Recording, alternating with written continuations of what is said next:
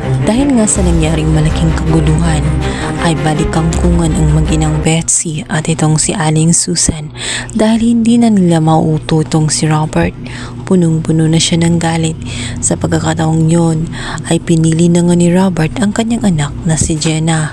Alam niya kasi na naapektuhan ito maging ang kanyang apong si Mindy dahil sa mga nangyayari ay dadamay siya sa pagdurusa. At dahil nga sa pinalayas na nga ang mag-ina, wala na nga itong ibang option kundi bumalik sa dati nilang lugar kung saan namumuhay sila at lumaki sila sa squatter.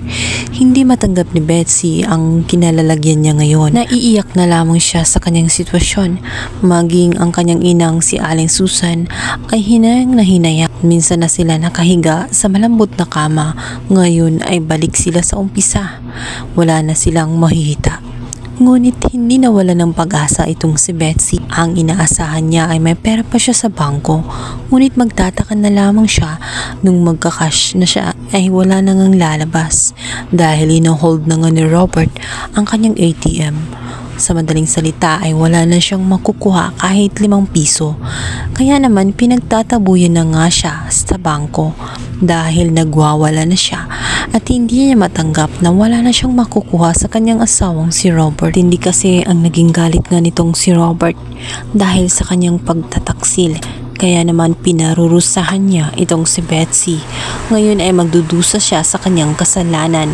Kung naging maayos lamang itong si Betsy at sinuklian lamang niya ang kabutihan nga nitong si Robert, ay hindi niya sana dadanasin ang ganoong sitwasyon. Maging itong si Gerald ay tela naging patapon na nga ang buhay. Araw-araw siya naglalasing, hindi niya matanggap ang kanyang kinahihinatnan na hihinayang siya sa kanyang mag-ina. Gusto niyang itaboy ang lahat ng mga nagmamahal sa kanya, ngunit ang kanyang ina ay hindi siya iniwan.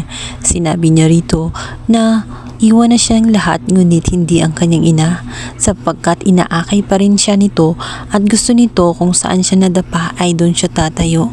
Kaya naman natauhan itong si Gerald. Gusto niyang ayusin ang nasira niyang pamilya, ngunit may pag-asa pa nga ba? Hindi pa titinag itong si Gerald kahit na alam niyang delikado na ang kanyang sitwasyon, lalong-lalo na at minsan na nga siya makita ng ama nitong si Jenna.